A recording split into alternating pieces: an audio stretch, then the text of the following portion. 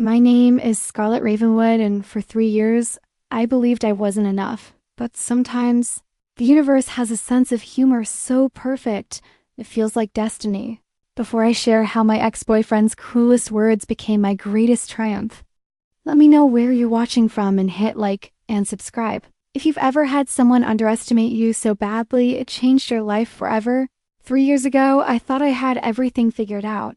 I was 29, living in Saratoga Springs, New York, working as a senior portfolio manager at Meridian Capital Management. My corner office overlooked the historic downtown, and my salary was the kind that made my college friends quietly jealous at reunions. His name was Marcus Chen, and he worked in business development at the same firm.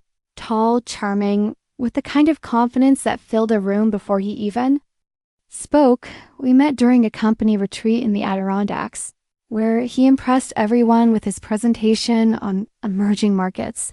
I was smitten from the moment he quoted Sun Tzu during the Q&A session. All warfare is based on deception, he'd said, flashing that perfect smile. But successful business? That's based on truth. The irony wasn't lost on me later. For 2.5 years, we were the golden couple of Meridian Capital. Marcus with his MBA from Wharton, me with my CFA designation and a track record that had clients begging to work with me. We attended company events together, vacationed in the Hamptons, and talked about buying a house in Saratoga's historic district. But there were cracks I chose to ignore. How he'd correct my stories at dinner parties. How he'd suggest I was too intense when I discussed market analysis. How he'd joke about my cute little job when we were with his business school friends, as if managing 40 million in assets was some kind of hobby. The worst part? I started believing him. Everything changed on a Tuesday in November. I'd just closed a massive deal. A pension fund had moved their entire portfolio to my management, worth $67 million. It was the kind of win that would make the company newsletter and probably earn me a promotion to senior vice president.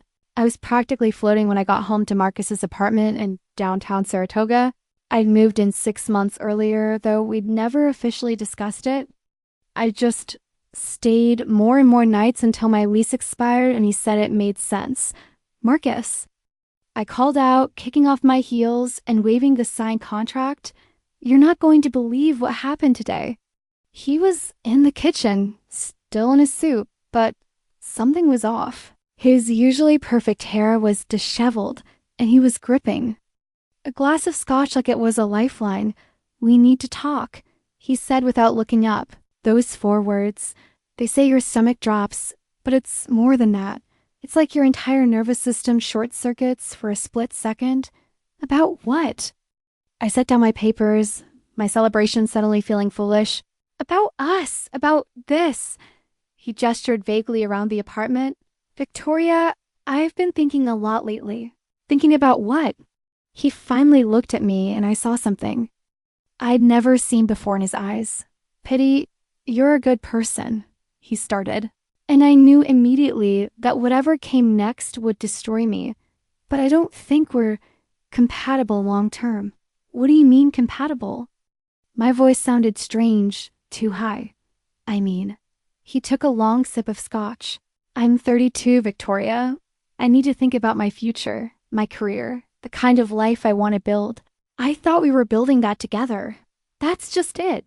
He set down his glass and actually looked relieved.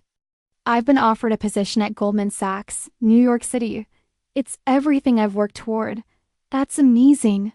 When do we start looking for apartments? The silence stretched between us like a chasm. Victoria, he said gently, like he was talking to a child. I'm going alone. The words hit me like a physical blow. I don't understand. I need someone who can keep up with where I'm going. Someone who understands the kind of circles I'll be moving in. Someone who can, he trailed off, running a hand through his hair. Someone who can what, Marcus? Someone who can be a partner in every sense of the word, not just personally, but professionally, socially. I stared at him. Are you saying I'm not sophisticated enough for you? I'm saying you're wonderful at what you do here in Saratoga, but the world I'm entering, it's different. It requires a different kind of person. What kind of person? He looked everywhere but at me. Someone who went to the right schools, someone whose family is established, someone who doesn't have to work so hard to prove themselves. The insult hit me like a slap. My parents had both worked factory jobs. To put me through college, I'd earn my MBA at night while working full-time. Every achievement in my life had been earned through 16-hour days and sheer determination. I managed to say, Victoria, you're going to find someone perfect for you. Someone who appreciates how hard you work, how dedicated you are. But that someone isn't me. Because I'm not good enough for Goldman Sachs. Because you're not good enough for the life I want to live. The cruelty of it took my breath away, not just the words, but the casual way he said them. Like he was discussing the weather. I need you to move out. He continued. I'm giving notice. On this place anyway, but I think it's better if we make a clean break. I stood there for a long moment processing, then I went to the bedroom. Packed a suitcase with whatever I could fit and left. I didn't cry, I didn't yell, I just left. It wasn't until I was in my car in the parking lot that I broke down completely. The next few weeks were a blur of humiliation and rage. Marcus had been discreet about the breakup, but word traveled fast in a company our size. The looks of pity from colleagues were almost worse than the heartbreak itself. I threw myself into work with a vengeance. If I wasn't good enough for Marcus's new life, I'd build a life so extraordinary that he'd regret ever letting me go. I took on additional clients, stayed late every night, and by December, I generated more revenue than any other portfolio manager in the firm's history. But the promotion to senior vice president, it went to someone else, someone who'd started 6 months after me and had half my track record. The reason, according to my manager, was cultural fit concerns. I knew exactly what that meant. Marcus had been friendly with the executive committee. During his time at Meridian, before he left for Goldman, he planted seeds of doubt about my intensity and social adaptability. My own success had been weaponized against me. That night, I sat in my small apartment, the best I could afford. On short notice, and made a decision. I was leaving Meridian Capital, but I wasn't running away. I was running towards something better. I spent the holiday break networking like my life depended on it. I reached out to every connection I made over the years, attended every industry event, and made it clear I was looking for a new opportunity. The call came on January 5th, 10th from a headhunter in Manhattan. Scarlett, I have something that might interest you. It's a senior director position at Blackstone Ventures. They're looking for someone to head up their new sustainable investing division. My heart stopped. Blackstone Ventures wasn't just prestigious, it was legendary. They managed over $200 billion in assets globally, and they're New York. Headquarters was basically the Vatican of investment management. The salary is $800,000 base, plus bonuses that could double that. The headhunter continued, but I have to warn you, the managing partner is demanding his name is Jonathan Blackstone. He's young, brilliant, and he's built this firm from nothing in 15 years. I'm interested, I said immediately. There's one more thing. The interview process is intense. You'll need to present a complete strategy for the sustainable investing division to the full partnership. We're talking about a 2-hour presentation to some of the smartest money managers in the world. When? Next week. I spent the next 7 days preparing the presentation of my life. I researched every aspect of sustainable investing, from ESG metrics to impact measurement. I built financial models that would make Harvard Business School professors weep with joy. I practiced my delivery until I could recite it backwards. The morning of the interview, I stood outside the Blackstone Ventures building in Manhattan, looking up at the gleaming tower, and felt something I hadn't experienced in months. Excitement instead of dread. The Blackstone Ventures office is occupied.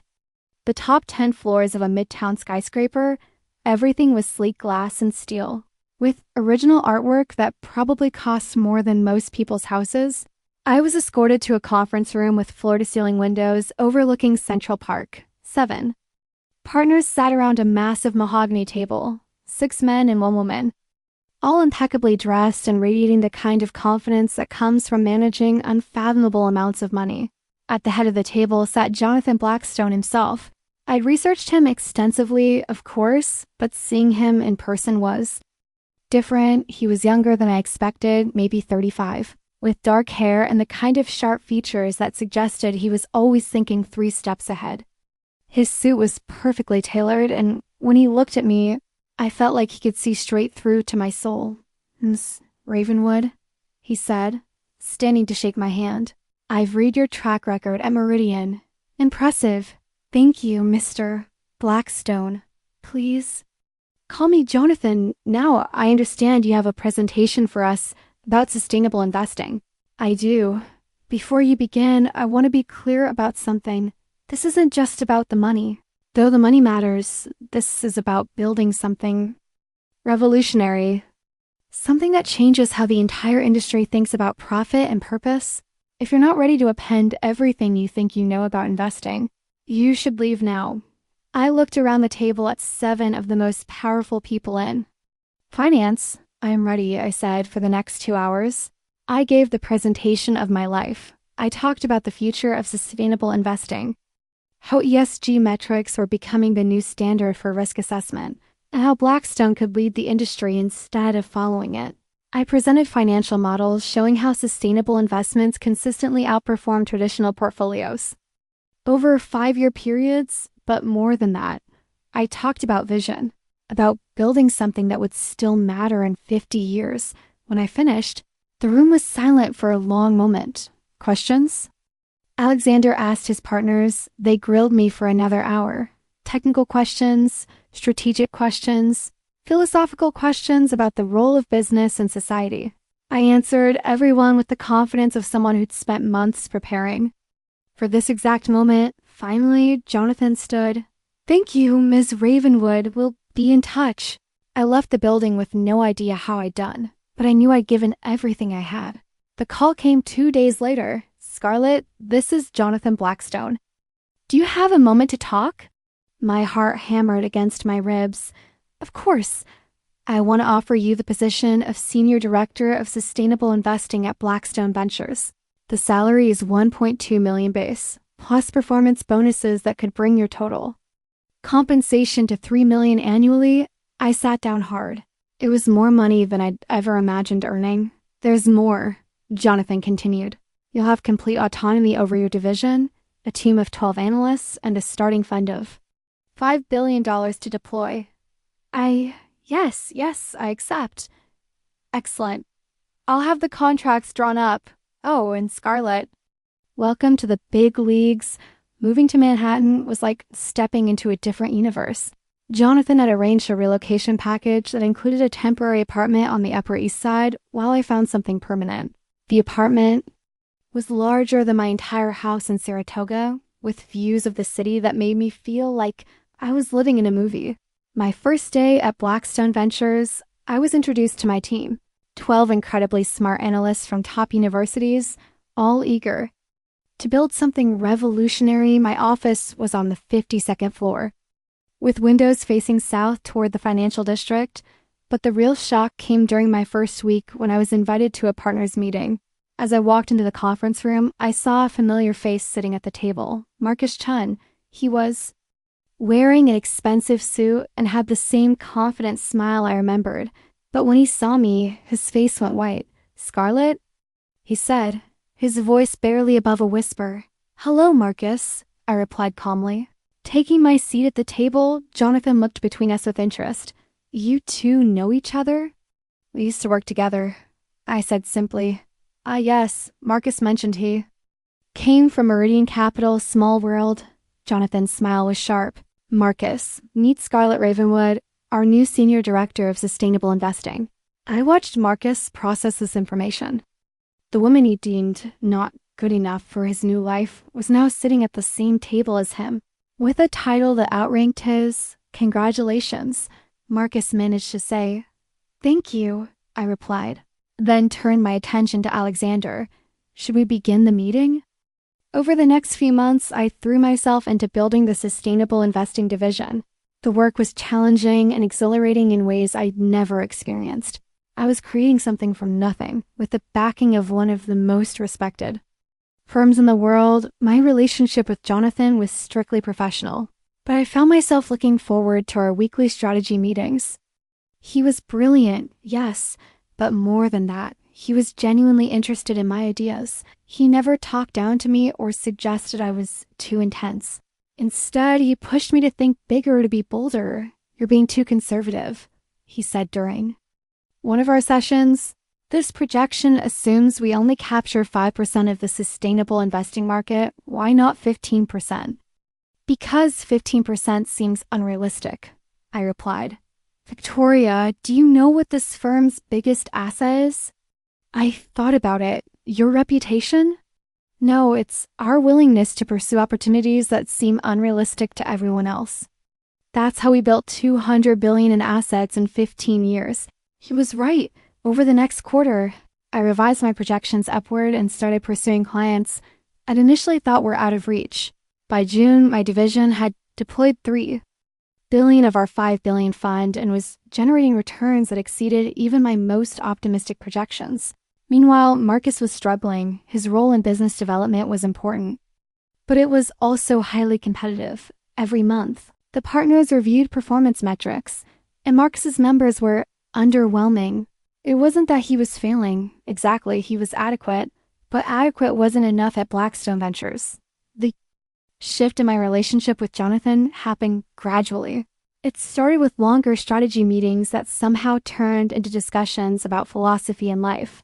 Then invitations to industry events where we'd end up talking until the early hours of the morning. He was fascinating in ways I hadn't expected. Yes, he was wealthy and successful, but he was also thoughtful, driven by a genuine desire to build something meaningful. He'd grown up working class in Boston, built his first business while still in college, and never forgot where he came from. You know, he said one evening after a particularly successful client presentation, "I've been thinking about expanding the sustainable investing division." We were in his office, overlooking the city lights. It was past 9 p.m., but neither of us seemed in a hurry to leave. "Oh." I looked up from the financial reports I'd been reviewing. "I think we should double the fund size, make it $10 billion. I stared at him. "Jonathan, that's enormous. So is the opportunity, and so is your track record." He moved to stand beside my chair, looking out at the city. "Scarlett, in 6 months, you've built something that most people spend careers trying to create. Do you realize that?" "I had good support," I said, suddenly very aware of how close he was standing. "You had good instincts. There's a difference." When I looked up at him, something had shifted in his expression. The professional mask had slipped, revealing something more vulnerable underneath. "Scarlett," he said quietly, "I hope this doesn't compromise our working relationship, but I need to tell you something." My heart started racing. "What?" "I'm falling in love with you." The words hung in the air between us. I should have been shocked, should have immediately thought about HR policies and professional boundaries. Instead, I felt a warmth spread through my chest that I hadn't experienced. "In months, Jonathan, I know it's complicated. I know I'm your boss, and this could create problems, but I can't pretend anymore that what I feel for you is purely professional." I stood up, suddenly needing to be at eye level with him. "How long have you felt this way?" "Since your interview, since you stood in that conference room and talked about changing the world like you actually meant it." He reached out tentatively, brushing a strand of hair from my face. "You're extraordinary, Scarlett, and I don't think you realize it." "I'm starting to," I whispered. When he kissed me, it was like waking up from a long, dreamless sleep. Jonathan and I were careful at first. We kept our relationship private, meeting outside the office and maintaining strict professionalism during work hours. But it was impossible to hide the chemistry between us completely. The work continued. To be extraordinary, my division's success had attracted attention from major financial publications, and I was invited to speak at conferences around the world. Jonathan supported my growing public profile, encouraging me to accept speaking engagements and board positions. "You're becoming the face of sustainable investing," he said one evening as we walked through Central Park. "The industry needs voices like yours." "I never imagined this," I admitted. A year ago, I was sitting in a small apartment in Saratoga, convinced I wasn't good enough for anything bigger. What changed? I thought about it. I stopped believing what other people told me about myself and started believing what I knew to be true. And what's that? That I'm capable of more than I ever imagined. He stopped walking and turned to face me. Scarlett, there's something I want to ask you. Before I could respond, he was down on one knee in the middle of the park, pulling out a small velvet box. I know this is complicated. I know people will have opinions about us, but I also know that I want to build a life with you. Will you marry me? The ring was perfect, a simple solitaire diamond that caught the light from the street lamps. But more than that, it represented everything I never dared to hope for. A partnership with someone who saw my worth, who celebrated my success. Instead of feeling threatened by it, yes, I whispered, and then louder, yes. We planned a small ceremony for the following spring, just family and close friends at a private club in Manhattan. I'd invited my parents, who were still processing their daughter's transformation from small-town portfolio manager to Manhattan power couple. The morning of the wedding, I stood in my suite at the Plaza Hotel, looking at myself in the mirror. The dress was elegant but simple, ivory silk with clean lines that made me feel powerful and feminine at the same time. My mother stood behind me, adjusting my veil. "You look beautiful, sweetheart," she said, her voice thick with emotion. "Thank you, Mom. Are you happy?"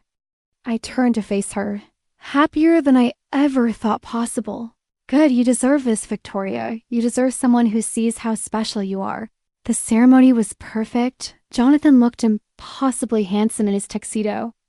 And when he saw me walking down the aisle, his eyes filled with tears. "You look stunning," he whispered when I reached the altar. "So do you," I whispered back. The reception was held in the club's main ballroom with views of Central Park through floor-to-ceiling windows. Our guests included some of the most powerful people in finance, but also my parents, my college roommate, and the few real friends I'd made over the years. During the cocktail hour, I was mingling with guests when I saw a familiar figure across the room, Marcus Chen. He was talking to someone from Goldman Sachs, but his eyes kept drifting to me. When our eyes met, he excused himself and walked over. "Scarlett," he said, his voice carefully neutral. "Congratulations." "Thank you, Marcus. I'm surprised to see you here." Jonathan invited several people from the firm. "It's quite a celebration." "Yes, it is." He looked around the room, taking in the opulent surroundings, the champagne, the orchestra. "This is all very impressive. It's what we wanted," I said simply. "I heard about your division's success." "Congratulations on that as well." "Thank you." There was an awkward pause. Then Marcus said, "Scarlett, can I ask you something?" "Of course. Do you ever think about what might have been different if I hadn't taken the job at Goldman?" I looked at him for a long moment. The man who'd made me feel small and inadequate, who'd convinced me I wasn't good enough for his dreams. "No," I said honestly. "I don't." "Really?" "Marcus, you did me a favor. By leaving, you forced me to discover who I really was, and who I really was turned out to be someone extraordinary." He flinched slightly. "I never meant to hurt you. I know. You were just being honest about what you wanted. The problem was, you were wrong about what I was capable of." Before he could respond, I felt Jonathan's hand on my lower back. "There you are," he said, smiling at me before nodding politely at Marcus. "I hope you're enjoying the celebration." "Yes, congratulations again," Marcus said, but his voice had an edge to it. "Thank you, Scarlett. They're about to serve dinner, shall we?" As we walked away, Jonathan leaned down and whispered in my ear, "Ex-boyfriend?" "Ex-fiance, actually," I said. "The one who said I'd never find better." Jonathan laughed, a rich sound that made me smile.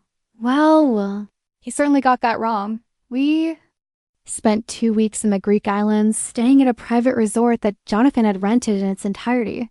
It was the kind of luxury I was still getting used to, our own beach, a staff that anticipated our every need and absolute privacy. But the best part wasn't the setting. It was the conversations, hours of talking about everything and nothing. Sharing dreams and fears and stories from our past, Jonathan was endlessly curious about my journey, asking questions that made me reflect on how far I'd come. "Do you miss it?" He asked one evening as we watched the sunset from our private terrace. "Miss what?" "The simplicity when your biggest worry was impressing clients instead of managing billions in assets." I thought about it. No, I miss the certainty sometimes. The clear metrics of success. But I don't miss feeling small. You were never small, Scarlett. You just hadn't found the right stage yet. And now? He pulled me closer, his arm around my waist. "Now you're exactly where you belong." Coming back to New York as Mrs. Jonathan Blackstone was surreal. My business cards now read Scarlett Ravenwood Blackstone, and I had to get used to the subtle shift in how people treated me. I was no longer just a successful portfolio manager. I was the wife of one of the most powerful men in finance. But Jonathan made it clear that my success was separate from his. He encouraged me to maintain my professional identity, to build my own reputation independent of our marriage. "You're not my wife who happens to work in finance," he said during one of our morning conversations over coffee. "You're Scarlett Ravenwood Blackstone, one of the most innovative investors of your generation, who happens to be married to me." The distinction mattered more than I'd expected. My division continued to grow. By our first anniversary, we were managing $15 billion in assets and had become the gold standard for sustainable investing.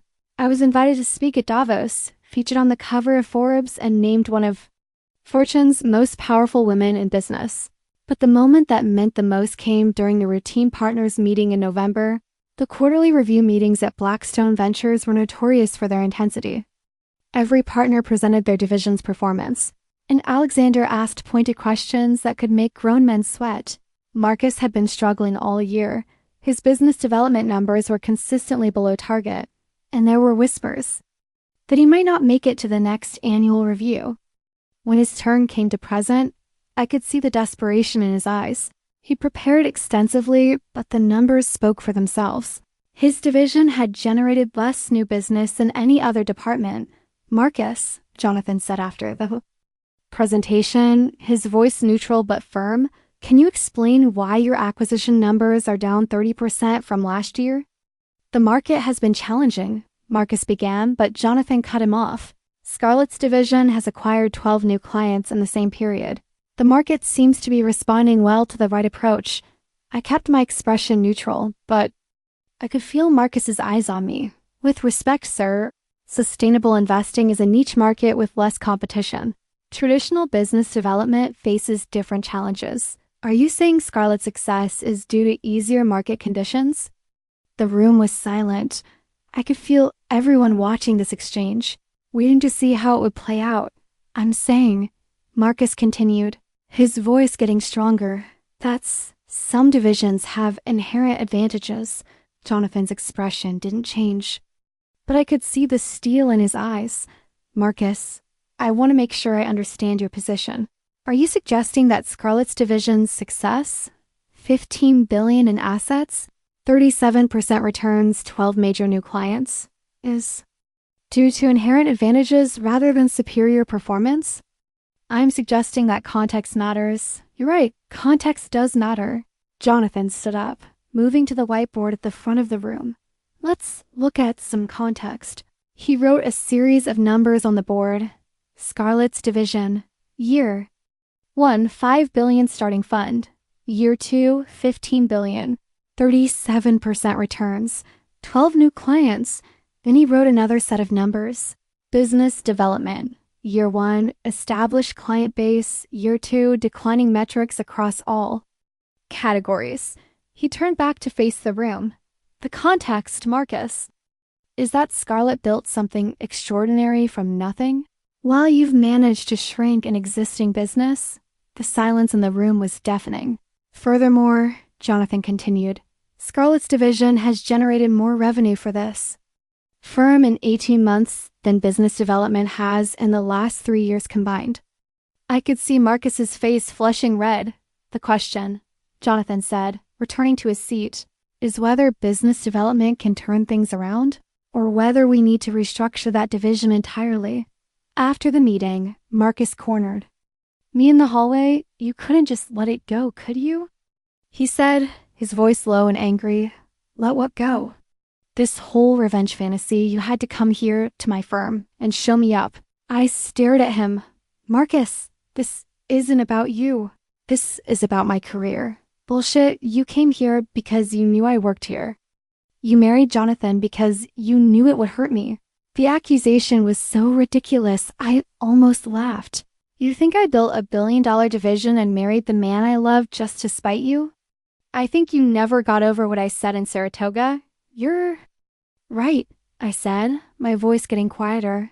I never got over it, but not in the way you think. What do you mean? I never got over the fact that I believed you, that I let someone who clearly didn't know me at all convince me I wasn't good enough. I stepped closer, my voice dropping to a whisper. The revenge, Marcus, wasn't becoming successful. It was. Realizing that your opinion of me was worthless. Bullshit, you came here because you knew I worked here. You married Alexander because you knew it would hurt me. The accusation was so ridiculous, I almost laughed. You think I built a billion-dollar division and married the man I love just to spite you? I think you never got over what I said in Saratoga. You're right, I said, my voice getting quieter. I never got over it, but not in the way you think. What do you mean? I never got over the fact that I believed you, that I let someone who clearly didn't know me at all convince me I wasn't good enough. I stepped closer, my voice dropping to a whisper. The revenge, Marcus, wasn't becoming successful. It was. Realizing that your opinion of me was worthless. 3 months later, Marcus was let go from Blackstone Ventures. The official reason was restructuring, but everyone knew the truth. He'd been given multiple chances to improve his performance and had failed to deliver. I felt no satisfaction when I heard the news. If anything, I felt sorry for him. He'd been so focused on what he thought he deserved that he'd forgotten to earn it. Alexander and I were having dinner at our favorite restaurant in Soho when he told me about the decision. I want you to know, he said, that your relationship with Marcus had nothing to do with it. This was purely about performance. I know, I replied, and even if it had been personal, I wouldn't have wanted you to make business decisions based on my feelings, even though he was cruel to you. I thought about it, especially because he was cruel to me. I don't want to be the kind of person who uses personal relationships to hurt others professionally. Alexander reached across the table and took my hand. This is why I love you. You could have destroyed him, and you chose not to. I didn't need to destroy him. I just needed to become who I was meant to be. 2 years later, I'm sitting in my office on the 52nd floor of the Blackstone Tower. Looking out at the city that now feels like home, my division manages $28 billion in assets. And we've just opened offices in London and Hong Kong last month. I was invited to give the keynote speech at the National Association of Portfolio Managers Conference. The title of my talk was Beyond Limitations, Building Success on Your Own Terms. In the audience, I spotted several familiar faces from my Meridian Capital days, former colleagues who'd watched me leave after the Marcus debacle, who'd probably wondered if I'd ever recover from what they assumed was a career-ending heartbreak. After my speech, one of them approached me, Victoria. That was incredible. I had no idea you'd accomplished so much. Thank you, Sarah. It's been quite a journey. I have to ask, she said, lowering her voice. Do you ever wonder what would have happened if Marcus hadn't left for Goldman? I smiled. I used to. But then I realized that wondering about alternative histories is a waste of time. The only thing that matters is what you do with the life you have. And you're happy? I thought about Alexander asleep in our bed this morning, his arm thrown across my waist. I thought about my team, brilliant and dedicated, building something that would outlast all of us.